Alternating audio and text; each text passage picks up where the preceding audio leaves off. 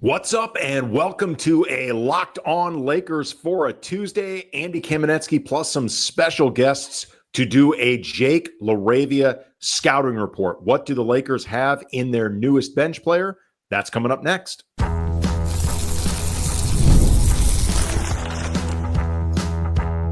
You are Locked On Lakers, your daily Los Angeles Lakers podcast, part of the Locked On Podcast Network, your team every day.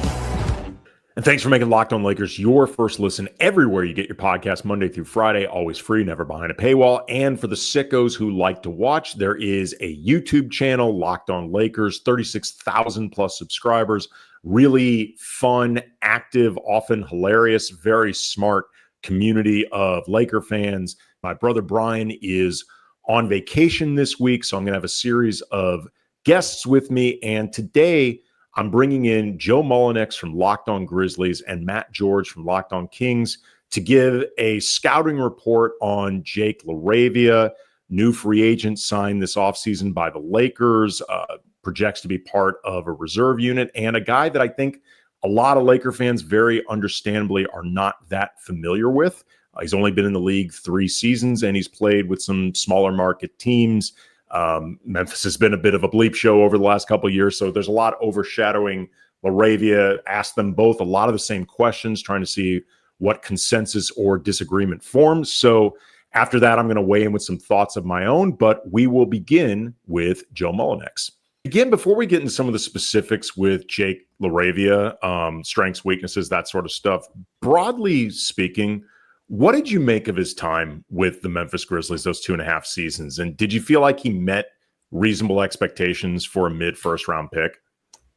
Yes and no. And first off, thanks for having me on. Always nice to be talking with you, Andy. I think that the reason that his option wasn't picked up is he wasn't good enough to have his option picked up. And that is why Memphis found themselves in the position that they were in. That draft class with David Roddy and Kennedy Chandler, Vince Williams Jr. basically being the best guy out of that draft class is pretty wild when you think about it, considering he was a second-round pick and they had 2 firsts in that draft. That was the way it was. But the way that Jake LaRavia played last year was a completely different player. That was a player that very much should have had his team option picked up. So much so, in fact, that Zach Kleiman, the Grizzlies GM, openly said, we probably should have picked up that team option. And you very rarely hear GMs admit their mistakes that clearly and cohesively. But that's exactly what happened. Jake LaRavia always had a really good shooting stroke. I think we talked about that before. The idea of him as a shooter is not surprising. His mechanics have always been really sound. It's been his defense that is really where he took off over the last year or so. Being a point of attack defender, being able to play passing lanes, use his length and his size as a combo forward that can play the 3, but is probably better suited as a modern 4-man.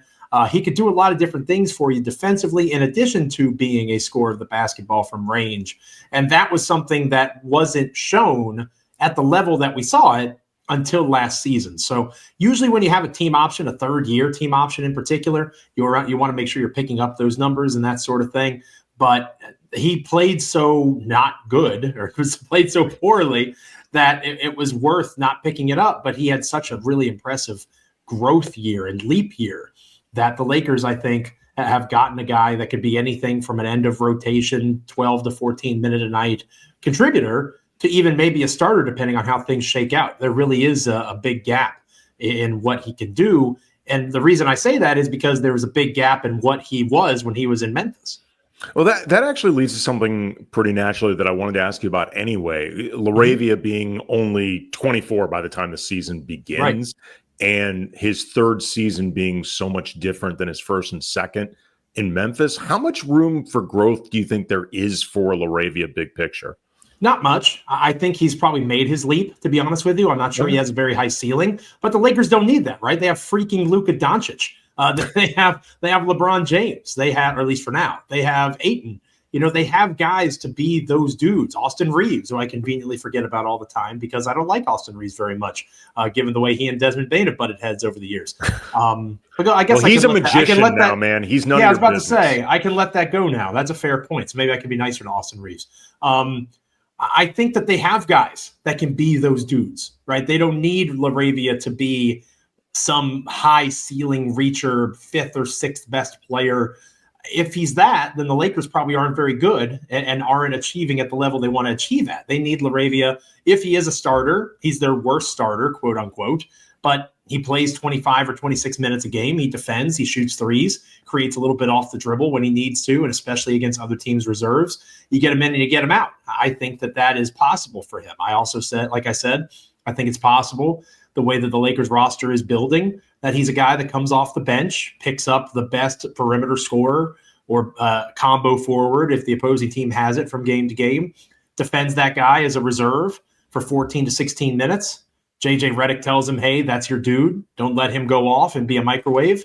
And that's an important role on any team that's trying to contend for a title too. So I don't want to make it sound like I don't think he can't contribute, because I think he can. It's the type of contribution, whether he's, the ninth man in a playoff rotation or somebody as a starter that you're looking to be an elite role player. Again, that gap is big because that's the size of the gap that we saw in Memphis. Well, let's get into some of the specifics of him as a player. And we just left off with you talking about LaRavia as a defender. How would you describe him in terms of his strengths and weaknesses along those lines, best type of assignments, that sort of thing? Sure. He's opportunistic. I think that's a good way to describe him. Really good in deflections, really good in steal percentage, understands what opposing teams are trying to do to him, and he's able to anticipate. He's an anticipatory type of defender. And he also has athleticism in a way, we talk about leap ability a lot, or at least I do. I'm a big Brandon Clark fan. So talking about leap ability, and then the re-leap ability, the ability to get back up off the floor very quickly. There's different types of athleticism. Jake doesn't necessarily have that type, but what he does have is he's really good laterally. He's able to move in that space, keep guys in front of him. He's a bit of a reacher defensively. I think that's maybe more because of the scheme that Memphis implemented, to be honest with you. There was lots of foul trouble in Memphis over the Taylor Jenkins era, the last 6 years or so. So I wouldn't necessarily blame LaRavia for that. Let's see what he does outside of Memphis for a full season. I think that's important. But I think defensively, he's a combo forward, right? If you're going up against somebody that is a stretch four, he can definitely defend that guy. If you're going up against somebody that's a bigger wing that has a little bit of a handle but isn't going to destroy you, he can do that pretty well too. And I also think, we've talked about the switchability aspect, right? If you put out a Luka Doncic, LeBron James, Jake LaRavia, insert two other guys that are similar builds, and they just switch everything, and LeBron's your de facto center, I think they can do that with LaRavia in that space because he has enough lateral quickness to be able to stay in front of guys. Again, not all the time. If you're asking him to be your primary point of attack defender, you're going to be disappointed. Kind of the same thing with Marcus Smart. I know this isn't a Marcus Smart podcast, but if you're asking those guys to do that on a consistent basis, you're probably going to be disappointed. But if you're asking them to be good defenders in switchable situations for extended periods of time that don't have to be on the best score on the floor every time down, I think that they can fit into the defensive rotational puzzle pretty well. How does LaRavia do, generally speaking, when he is, for whatever reason, whether because he switched, whether because there's nobody else to do it, whatever, on either bigger guards or even some of the smaller guards, the quicker, craftier guys, stuff like that? Does he have any utility, even decent, guarding those type of players? It'll be hit or miss. Again, the fouling comes back up. There was a lot of reaching in Memphis, a lot of physicality in the way that they defended. Will it be different under JJ Redick and his staff? Potentially. But I do believe that you're looking at a guy who, 6'7" You're looking at someone who can do it in spurts, right? Again, if you're asking him, okay, your guy that you're defending is De'Aaron Fox every time down, he's going to get cooked. Right, he's going to be in foul trouble. He's not going to be able to do that kind of thing. I'd like to think they're not going to ask him to do that. You would think not, but I think that you're in a space where you have to understand what you're getting in this young man is somebody that has shown both sides of an NBA career already. He has shown the flame out first round pick, and he has shown a guy that's outplayed his current value. Where he falls in that spectrum is going to be almost entirely dependent on his environment. Right? You would imagine with Luka and LeBron and the talent there in Los Angeles, you'd imagine with the coaching staff of JJ Redick and company, they're going to be able to utilize him the right way. But from what I saw in Memphis, this is somebody that is going to reach. This is somebody that is going to get stuck at times because while he is laterally quick, he's 6'7". He's a bigger wing. And naturally, it's kind of like football, right? The best tight ends are often or the best tackles, are often former tight ends, right? The best tight ends are often former receivers. The less athletic you are, the more you get closer to the ball and you kind of move up in that space. It's the same thing in basketball. If you're a 6'7" wing, well, if you're trying to be good in the NBA, you're probably actually a modern big. And I think that's probably a better use of him moving forward. But is he able to, in spurts, do that? Yeah, it's just going to have to be entirely dependent on the scheme that is implemented around them and the help backside that he gets when he does get beat. Same basic set of questions, but offensively now, what do you consider LaRavia's strengths and weaknesses? His three-point shot is beautiful. Again, if you haven't watched any LaRavia tape, I'm guessing, the Locked On Lakers audience, a very educated basketball fan base, I'm guessing they've watched some LaRavia film. The dude has a beautiful stroke, right? Phenomenal footwork, really good rise on his shot. It looks like it's going in every time he takes it, right? And it's surprising when he goes through shooting lulls, and he will go through shooting lulls. The thing I'll tell you, Lakers fans, is they won't last. Like, he will bounce back, and he will pop out of it. That is something you can count on. A 40% three-point shooter, I think that's realistic to expect. So you think last season, because it was a bit of an outlier in terms of career percentages, you think that not necessarily 40 plus, but high 30s? Absolutely. High 30s to 40%. Him. I think that's him. Again, you watch his shooting form, so much of it is technique-based, right? And you can see when a guy sets his feet. You can see the release on the shot, how they are operating in that space. I think that he's going to benefit from having guys like Luka and LeBron, right? Getting passes from arguably two of the greatest offensive creators of the last 20 years is certainly going to help in that area. Ja Morant, I think, has become underappreciated in the NBA, but he's not LeBron and he's not Luka. It's okay to say that. So I think that he's going to get more looks than he's gotten before, and he's going to be able to get into that rhythm, and he's going to be coached by one of the greatest three-point shooters in the history of the league. So I think that form is going to even improve upon itself. Now, if you're asking him again to be this amazing facilitator of offense as a secondary creator, you're going to be disappointed. That's not really his game. If you want him to get downhill, he got better at that as time went on in Memphis, getting to the rim. I think he can do that some, but where he's really going to help the Lakers is being that three-point threat that is going to allow, as he gets more comfortable in the scheme, somebody's going to be open as they close out on LaRavia, making that extra pass from the good shot to the great shot. That's really where Jake is going to shine. Joe Mullinax, Locked On Grizzlies, great coverage over in Memphis. He and DeMichael Cole. Really appreciate the time, man. Thank you very much. Thank you. Appreciate you, Andy. And coming up, going to get more into Jake LaRavia. That is next.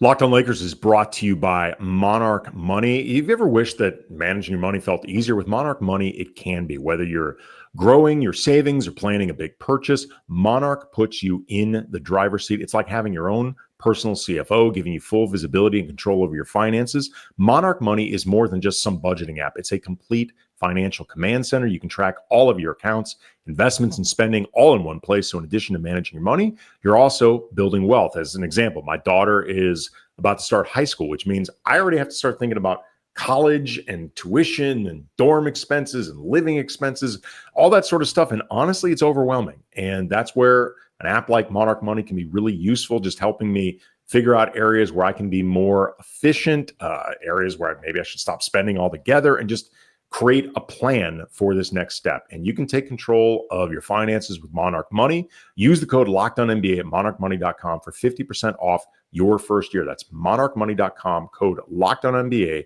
for 50% off your first year. And Matt George from Locked On Kings joining now, man. Appreciate the time. Thank you. Of course. I'm bummed that Jake LaRavia is a Laker, but I mean, good for you guys, I guess. I wanted to actually get into your reporting. Sacramento both wanted to keep LaRavia and ended up surprised that another team ultimately outbid them. Can you elaborate on this? The Kings fully intended for Jake LaRavia to remain in Sacramento. They wanted him to remain in Sacramento. However, they were hamstrung by how much they could give Jake LaRavia, not because of anything they did, but because of what the Memphis Grizzlies did. They ultimately declined the last year of his the team option on his rookie scale contract. And once you do that, you therefore cannot re-sign the player for a dollar amount more than essentially what that year was, or per year what that final year was. It's a rule in place to essentially, from what I understand, make sure that teams just can't restructure deals and pay rookies willy-nilly and just throw big contracts, whatever. So the Kings could only offer Jake LaRavia upwards of, I want to say like $5 to $5.5 million a year, essentially. It could get a little bit more on the back end with all these contract details, blah, blah, blah. But the Kings were capped at what they could give him. They were hoping and operating with the belief or the hope that there wasn't going to be another team out there that was willing to give up much more than that $5 million or $5.5 million per year salary. And that because Jake had a good time in Sacramento over the final third of last season, established a good connection with now head coach Doug Christie, that he'd be back and he'd just choose to stay with the Kings over taking maybe a couple $100,000 more elsewhere. But obviously he has the connection with Austin Reeves, and the Lakers went out there and gave him more money than the Kings could. And on top of that, like more guarantees, which is one of the big reasons why I think that Jake ended up taking this deal, was kind of the guarantees on the back end, which I don't blame him for at all. And the Kings were disappointed to lose him. Surprised, maybe not the perfect word, because they knew that they were capped out, but they did not plan on having him leave. They certainly weren't going to let him walk. They were going to make available what they could, and the Lakers swooped in and said, "Oh, here's Southern California money. Come on over." And Kings can't really compete with that. I love how at the end your great reporting and insights and all the digging around turns back into the rich Lakers. Get richer. The rich Lakers get richer. just throwing their cash around. Okay. I would not expect. Just buy your championships. It's okay. We'll be over here in Sacramento, just picking up the scraps. Would not expect anything less from the Locked On Kings host. All right, let's get into LaRavia as a player. We'll begin with his offense. What do you consider his biggest strengths and weaknesses? Offensively, he didn't show off a ton. I wouldn't consider him to be a consistent offensive player by any means. What's most consistent about LaRavia, and this transcends offense and defense, is the effort and the hustle that he plays with. Like, that's what jumped off the page and made him a fan favorite here in Sacramento really, really quickly. And you could tell that Jake came to Sacramento and played with a chip on his shoulder, because things did not go well for him in Memphis, to where I guess the organization didn't see very well or see eye to eye with him, and the fan base didn't treat him the best, or at least is from his own words, not necessarily from what I've seen. So he definitely came to Sacramento with a chip on his shoulder, and right away, Andy, like the first time he checks in, it was inside the Golden One Center. It was a home game, his debut for the Kings. And within the first 30 to 45 seconds, he had a steal on the defensive end, and then a transition layup or something like that. And then he hit a jumper, I believe. So he just is a hustle guy, right? And he's going to be one of those guys where if I'm forecasting for the Lakers, like when LeBron or Luka or anybody just comes out of the game, needs a breather, he can build the energy back up or maintain what the starters established. Like, that's what I view as kind of his superpower or his role in the NBA. We never really saw an offensive breakout performance for Jake LaRavia. He's capable of knocking down the three. He's capable of attacking the basket. He plays stronger than he looks. So that's, I guess, the best way that I would sum up his offensive bag. But he's never really going to be a guy that I think the Lakers can ask for a go-to scorer, go and get us a bucket, Jake. But he'll be in the right spots, and he's a smart and gritty player. The shooting that he had last season, in particular with Sacramento, it's a high water mark for his career. Relatively low volume compared to established shooters. Did you get a sense, though, even in a limited sample size, that could be him moving forward? I mean, he's capable of spacing the floor, and I think what Jake's going to take advantage of is that defenses aren't going to worry about him too much. Like, a similarity that I see between Los Angeles and Sacramento is the Kings had so many offensive weapons on their roster, from at the end of the season, Levine to, of course, DeRozan, Sabonis to some extent, that when Jake was on the floor with any combination of those guys, the defense isn't so much worried about him as they are everybody else. So Jake can come in with LeBron or with Luka, and I think will be enough of a threat on the perimeter to keep defenses honest, and someone who, I mean, if you were to tell me Jake LaRavia knocked down at like 2 to 3 3-point attempts per game and shot the ball like a 36% clip from 3-point range, I think that's more than a realistic hope or ask or expectation for him. The consistency of the shot, again, is not something we really got to see too much in Sacramento, so I don't know. When he did shoot it, it looked good. So I expect he's going to be someone that also might get a more consistent volume of playing time in Los Angeles compared to Sacramento too, because again, he was just here for a third of the season during a time of like a lot of turnover and turmoil in Sacramento. Plus he got banged up and hurt a little bit. So I would imagine he's going to get the green light in LA in terms of opportunity, and he was good at finding space. So I think he's capable of knocking down that offense or that open three at a clip that makes him more than playable in Los Angeles. Defensively, what did you see out of him in terms of strengths, weaknesses, utility, that sort of thing? Yeah, he's scrappy, man. He's just scrappy. He plays, again, I wonder if that chip on his shoulder is going to follow him to Los Angeles now that he's gotten paid and is with an organization that wants him, playing with his buddy in Austin Reeves. Like just the way he plays, again, you look at him and you're like, okay, you look like a normal build, like, and he's a good dude too, by the way. I really enjoyed getting to know him in the brief time that he was here in Sacramento, but he just plays strong, and he plays a little bit angry. He plays a little bit fiery. Not that he's dirty or like swiping or hard fouling or anything like that, but he's not a guy that you're going to push around. So if I wouldn't consider him a lockdown defender or anything like that. I think if you're putting him giving him defensive responsibilities on the opposing team's like best guard or best wing, you might be in for, it might not work out great, but he's somebody that is more than capable of, whether like switched on to good offensive players on switches, or just someone that you need to kind of get in there and be physical and scrappy a little bit and muck up the game. I think he's capable of doing that too. So I would describe him just as versatile. Like, he's just a versatile player within reason, right? Within versatility, not in the end of, oh, look at this two-way player that can do big things on both ends of the floor. That's called a superstar. He's not that, but he's just someone that will make an impact on the game in many different ways. It just depends on what it's going to be on a given night. And I'm curious to see what becomes his most consistent area of impact. And if I were to guess, I would guess it's on the defensive end of the floor. The thing that I admired the most about Jake, or I appreciated the most about Jake, is he played the same way every single time he was on the floor. It didn't always result in the same results and same numbers and same success or anything like that, but it became pretty clear what the Kings had in Jake right away, which I think for any young player, if you can establish a consistency and like an expectation, then you're doing something right. So I think I wouldn't call Jake LaRavia a six man. I wouldn't expect him to be any kind of like 6-man impact in Los Angeles. Although if he became that, the Kings fans would be very sick. I just think he's one of those guys that Lakers fans will be able to rely on, right? When he comes into the game, it won't be a question mark, right? We know who Jake LaRavia is. We know what he does. It might not be awe-inspiring and show-stopping and game-changing, but he's going to be steady. I think steadiness is what he brings to a Lakers rotation that, in my opinion, has kind of lacked that at times. So that's why I think it was a good target for them.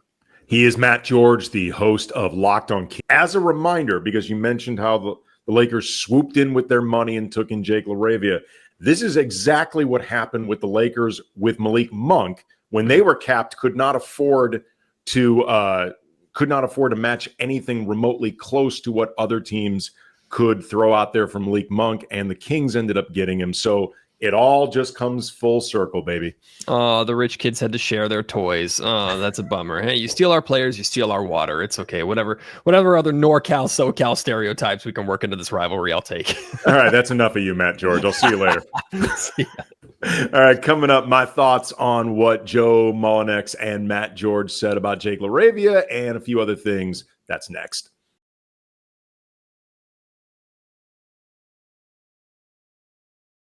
And thanks again to Joe Mullinax from Locked On Grizzlies, Matt George from Locked On Kings for their perspective on Jake LaRavia. It was interesting after Matt and I stopped recording before saying goodbye. Matt mentioned also that Jake LaRavia, while enforcer would be a bit of an overstatement, he is definitely one of those type of players that if, say, Luka gets a hard foul or LeBron or Austin, that Jake LaRavia will definitely be in the face of whoever committed that hard foul. Like, he is that type of player. He plays with an attitude. He plays with physicality. Like, the way Matt George described it, he's one of those immediately down for his teammates. And that's something that you want to see from new players. You know, the way Matt described it was LaRavia being one of those guys that immediately embraces the culture of your team. And this, by the way, these Lakers are a team right now in what everyone is hoping is going to be the Luka Doncic era moving forward. They are building the culture of the Luka Doncic Lakers. Like, what exactly is that from a personality standpoint, from an approach standpoint, an attitude standpoint? And he plays with some attitude, Matt George said. And he also mentioned too that LaRavia, you know, kind of along the lines of what Joe Mullinax said, like, his upside as a player, you know, there can be room for growth, but neither of them, I think, is expecting LaRavia to take 2 or 3 additional steps in his growth as a player, like to become that much different or better than the form that he's in right now. But Matt George did point out he's a pretty reliable player. Like, he's somebody that you're going to know who he is when he takes the floor, and you don't necessarily have to worry about him. You don't necessarily have to wonder about him. And coaches, they like predictability. Like, that is one of the things that they really covet a lot, is predictability, knowing exactly what they're going to be putting on the floor, how players are going to react. It's one of the reasons why rookie players and inexperienced players, even some of them that project more upside than your traditional Grizzly veteran, and that's not Jake LaRavia, is going to be turning 24 this year, but a lot of coaches will play the grizzled veteran. They're going to have a lower ceiling but a higher floor, and coaches really like floors. They really appreciate knowing what the floor is with a player, and it sounds like LaRavia is one of those guys. Also, too, in that podcast that I referenced that Jake LaRavia was on with Trevor Lane, Lakers Nation, friend of the show, LaRavia talked about himself a few different times as a member of the bench. There was actually one point where he was naming the different players that would be coming off the bench with him, and he included himself there, which speaks to, it would appear, him being told, we envision you coming off the bench. And that's not necessarily something that I think LaRavia or fans should expect differently, but it's always good when there is that clarity in terms of what your role is, and when seemingly it feels like a player accepts it, especially a young player that's still looking to carve out his station in the league and you know, his career. These guys often want to start because it puts them in more of a visible place. It can often affect the money that they're going to make over the course of the career. There's cachet with starting. And while I'm sure LaRavia would like to start and would not object to be putting in the starting lineup, it sounds like he is cool with the idea of coming off the bench. So that's something good. LaRavia also said something that I thought was interesting with Trevor that ended up reminding me of both Rui and Deandre Ayton. He talked about how he was excited to join what he described basically as the Lakers player development program. And he cited Austin and Rui as success stories along those lines in terms of players entering the Lakers environment, being there for a few years and growing and becoming better as young, still developing guys. And I think it becomes easy to forget now because Rui has become a pretty important part of the Lakers, and I think for the most part a pretty consistent part of the Lakers, that when they traded for him with the Wizards, Rui was seen in a lot of ways as a pretty unreliable, kind of disappointing top 10 pick. You know, he was with a pretty unstable culture with the Wizards, and there were some personal issues that he was dealing with that led him to asking for time away from the team. And I don't know if the personal reasons were related to him requesting a trade, but he never was completely comfortable, it seems like, with the Wizards. But also, he became known as a player that was pretty much one-dimensional, just about scoring, didn't really care about anything else, wasn't focused enough on the court, wasn't disciplined enough on the court, wasn't concerned with really much of anything other than scoring and I guess his stats. And Rui arrived in LA as something of a reclamation project. And I think it's been a really positive one for the Lakers. And LaRavia was excited to join a team that helped rebuild a guy like Rui. But I think that's also important to remember for DeAndre Ayton, because DeAndre Ayton is seen as a pretty disappointing player for the majority of his career, considering he was a number 1 overall pick, taken ahead of Luka Doncic, ironically. And, you know, his seasons with the Suns, other than the one where they went to the finals, I think Ayton was considered largely a guy that was difficult to motivate. There were questions about motor and focus and desire. Those questions continued while he was in Portland, though I think Portland is a difficult place to try to bring out the best in a more experienced veteran player. You know, there was a lot of not winning going on in Portland at that time. And I think a player like Ayton can be hard to motivate in that atmosphere. He talked about during his introductory press conference, like one of the things that he really learned in that time in Portland was what it's like to be part of a team that is, not to be a jerk about this, but irrelevant in terms of the Western Conference hierarchy and being able to make a playoff run, stuff like that. And Ayton, it sounds like, misses being a part of winning. But I think it sounds like he is aware, at the very least, this was very clear during DeAndre Ayton's introductory press conference, that he is seen as a guy that is not a winning player, and he doesn't like it.